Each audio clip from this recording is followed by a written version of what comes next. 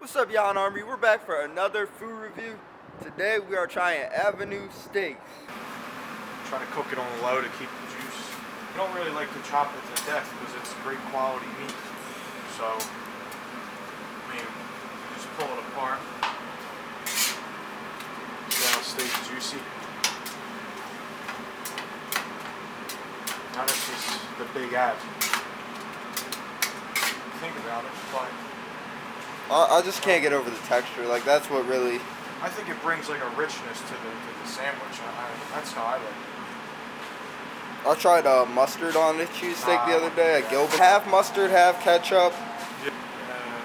Might have been too thick to begin with. How's that? That's perfect. Good, right? Yeah. We're back for another food review. As I said earlier, we're trying Avenue Steaks and Pizza. This thing looks fire. Similar vibes to circles and squares, but this time we ordered the Avenue Steak. It's got Cooper Sharp on it, on a seeded roll. This roll is pretty thick, a little thicker than I would like, but still the steak looks delicious, looks well seasoned, well cooked, onions all throughout, and the cheese is gooey as hell. I'm starving, first meal of the day. Let's get a timer on that bad boy. Checking in at 2:48 p.m. Let's eat.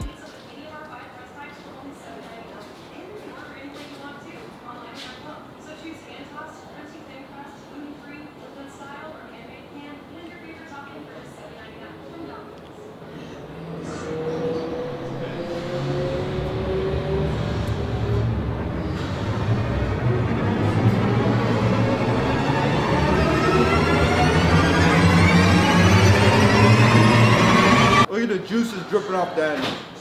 That's what you love to see out of your steak. I think I was actually wrong. I think that Cooper Sharp might be the best cheese for a cheesesteak.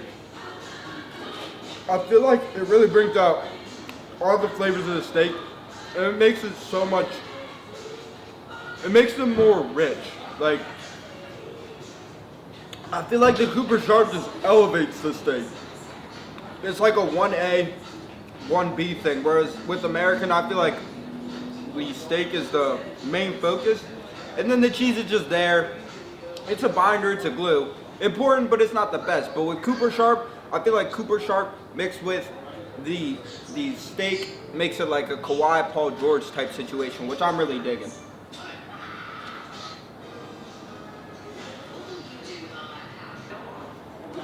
Look at the juices in this thing too.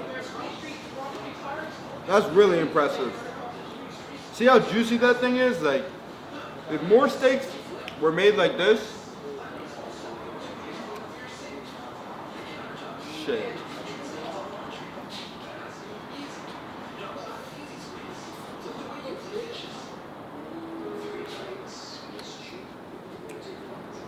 Also, I believe that this is a very well-balanced cheesesteak.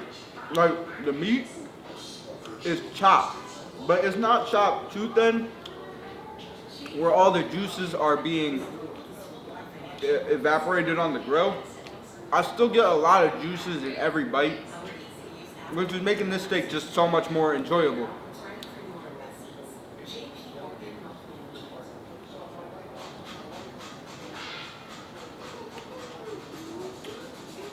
I will say, I wish the onions were a little bit more fried.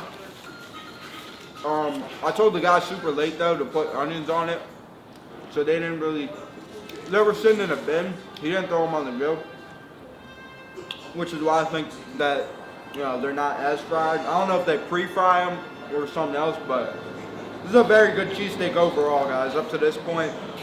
And usually I complain about this. They didn't cut it in half, but this time I didn't mind. Besides the first bite, which was mostly bread, this is a pretty full, loaded cheesesteak. And it's stringy. You know, you gotta get that stringy beef. Like, this is what I'm talking about. You know, you can pull it apart. It's stringy, and it's sticky. That's how you know the cheese is doing its job, when that steak is sticky. Oh, I fumbled the bag. That's not good. I said the Oregon's was my favorite cheesesteak in this area. It actually might be this place now.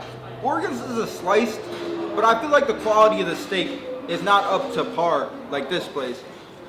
This place is higher tier. I would definitely compare it to like the Dolores in terms of the steak flavor.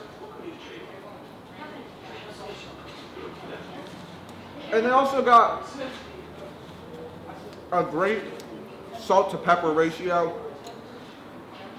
Not too much where you're like, oh man, this steak is overly salty. But at the same time, the salt and pepper are mixing well with the Cooper Sharp cheese. I'm not a big Cooper Sharp guy, but this Cooper Sharp is hitting.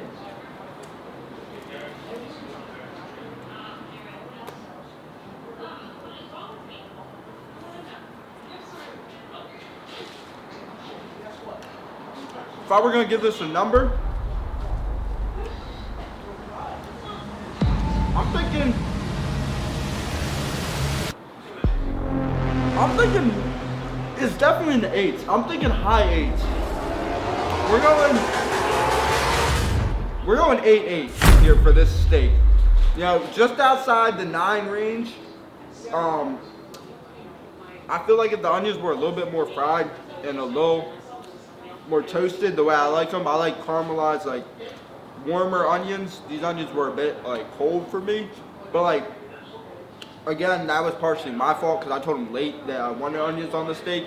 I feel like that's the only thing that prevented this from a 9. But as I said before, like this steak is super rich.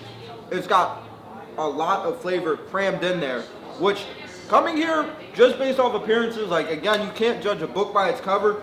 I would have never expected, because I walked by this place like 4 or 5 times, at least this month alone. And I've been like, just have no desire to come here. But now that I finally come here, I'm so glad I did. So hopefully, I can put you guys on, because Foodie Life Mac put me on. You guys have got to try this steak. And if you haven't, you're really missing out. Because this is definitely, right now, a top 10 cheesesteak in Philly. For sure. Book it. If you guys enjoyed the video, please remember to hit that like button, and we'll see you guys next time.